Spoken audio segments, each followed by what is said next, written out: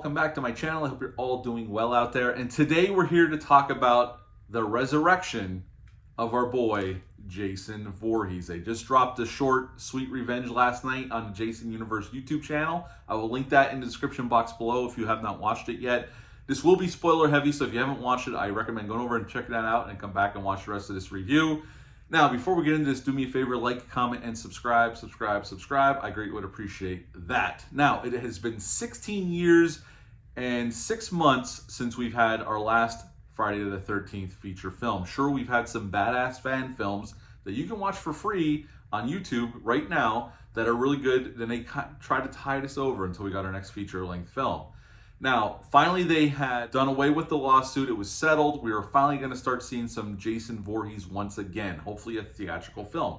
That's what I'm most excited about, getting a theatrical film. I know we have a prequel series that I wasn't excited about. Now I'm kind of getting excited about because they went back to the original locations and they're shooting. We'll see how that turns out. And then they announced, well, the tie-in with Anchory Orchard. So they have a corporate sponsor, which I was, okay. And then they said they were going to make a short film, which I didn't see the logic of. It's been 16 years. There is a market for a Friday the 13th feature-length film, especially if you keep the budget low enough, like $10, $15 million. You're guaranteed to make some money, guaranteed. But they decided to make a short film. Then they released the mask that was designed by Greg Nicotero. The great Greg Nicotero, definitely a horror staple and a master of his craft. Wasn't big on the mask upon initial release. Still iffy on it. But I will say in this film, although you don't get a really great look at it, when it's under movie lighting, it looks good. It's not my favorite mask. This is the mask from part 3. I prefer this one over the new one, but it looks good. So I wasn't big on the idea of making a short film. Like I said, I'd rather see a feature-length film. It's been 16 years. Give us a feature-length film and put Jason Voorhees where he belongs, back on the big screen. But they have resurrected him from purgatory, and we're going to talk about the short right now. Now, the short runs about 13 minutes and some change. You can watch it for free. Yet again, I will link it down below in the description box, so you can go right over and check it out. If you haven't checked it out yet, I'm about to get spoiler heavy, so go over and check that out and then come back and watch the rest of this. Sweet Revenge kicks off. Mike P. Nelson came in to write and direct this film. Mike P. Nelson directed the Wrong Turn reboot, which I thought was pretty good from several years ago, and he has the Silent Night, Deadly Night remake coming out this December, which I'm really looking forward to. I thought that trailer looked really, really good, so I'm excited about that one. So but other than that, I'm not really familiar with his work other than Wrong Turn. I've seen Wrong Turn. I thought it was pretty good. I thought he did a good job with that one. And so I didn't know what to expect coming in. We have these two couples driving to Camp Crystal Lake. They don't tell us right away it's Camp Crystal Lake, but since it's a Friday the 13th or Jason Universe movie, I'm just going to call it a film or a movie. It is a short movie or a film, so I'm just going to continue to call it that. And they're driving to the lake. They rent this cabin on this lake, and this older gentleman who him and his wife bought the property, he explains to our final girl that it was going to be demolished, but they thought it was a little slice of heaven, even though there had been a dark past there. And he kind of goes into it a little bit, but not detailed. And he goes, I just hope you and your group have fun. Our final girl goes out on the lake in a canoe, and she gets grabbed by Jason in a jump scare and taken underwater. We cut, and she rises up out of the water, and it's nighttime now. She has dark circles under her eyes, which indicate what might be going on. And I'll give you my theory after we get it through this, what the film has in store for you. She gets out of the lake and goes towards the cabin, and she finds 2 dead bodies, and she hears a scream, and she makes a beeline for their, well, she finds the owner dead in his garage, and then she makes a beeline for their cabin. As she's looking in the sliding glass door, she sees her fiance and her best friend making out on the couch. Jason appears behind her and throws her through the sliding glass window door, and that's when the shit really hits the fan, because Jason, this is where we get our main kill, and it's really well done. He uses a boat propeller to kill her fiance as he's trying to get out the door to go get help, and it looks good. The practical effects are really good. Then she kills the other dude, and as Jason's going to kill her best friend, she tries to stop him, and he puts his machete right through her chest and continues to try to kill her best friend. Our final girl pulls the machete out of her chest. We're thinking, what? I was thinking, what the heck is going on? But I have a theory of what's going on.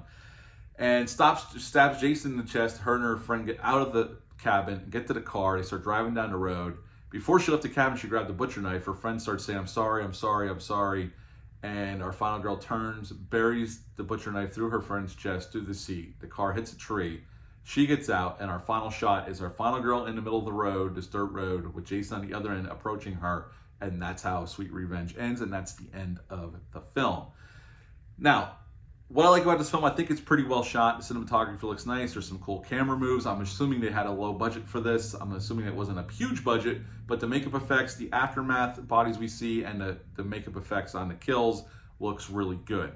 Jason himself and the lighting looks good, but I will say you do not get a really great look at him, which I thought was a little odd. Since this is our Jason's rebirth, as it were, or his rebirth into society from purgatory since this lawsuit crap, you think they would have gave us a nice detailed shot of Jason standing in some cool lighting in the woods or in a road, but we never get that shot. Jason looks good, but you don't ever get a really clear look at him for any amount of time, really. You see him, yes, but a good detailed look at him, you do not get. The mask, for what you do see, the glimpses you do see, looks good in the lighting, so my opinion of the mask is, at least right now, under the lighting they used and the way they edited it and shot it, looks fine in the movie. It's not my favorite mask, yet again, it's not my favorite mask, but it does what it needs to do. The guy who plays Jason kind of reminds me of Richard Brooker from Part 3. Richard Brooker was he was taller and a little bit lanky, because the next year, when Ted White played him, he was definitely a bigger and bulkier Jason. And C.J. Graham was bulkier, and Kane Hodder was bulkier, Ken Kurtzinger was bulkier. This guy is a little lankier, but I thought he was fine. I mean, you don't get a good enough sense because you don't see him enough to get a really good enough sense of him, but he's fine here for what he's given to do. Now, with the main final girl resurrecting, coming out of the water at night, I'm going to go on a limb here. This is my hypothesis that she died and the lake brought her back, like the lake brought Jason back. I think that's where they're kind of hinting at here, almost giving us Tina from Part 7, somebody that can go up against Jason, mano a mano. I think that's where Mike Nelson's going, but I don't know anything other than what I think that's what they're going for. It's a bold choice, especially for the first film back, coming back to the public after all this time, 16 years and 6 months. I'm a little frosty about that because it shouldn't have took this long to get here, but here we are. But I don't know. We'll see where this goes. I don't know what their plans are to build a feature-length film off of this, do another short. We will see what the future holds. Now, is this movie my favorite Friday the 13th movie? No, I think it's good enough to drum up some interest in the character yet again. Gets you a little bit excited about what the future could possibly hold. The Angry Orchard stuff, I know some people are complaining online, this was basically a commercial. I was worried about that too. I didn't think it was. Yes, there is product placement in this short, but I don't think it's as egregious as I think some people had feared, or even I had feared up until the moment I pressed play and watched this whole thing. So at the end of the day, I enjoyed this. I think it's a good appetite, just to try to get your appetite going for more Jason, although I didn't need this. I'm ready for a feature-length film. Give it to me.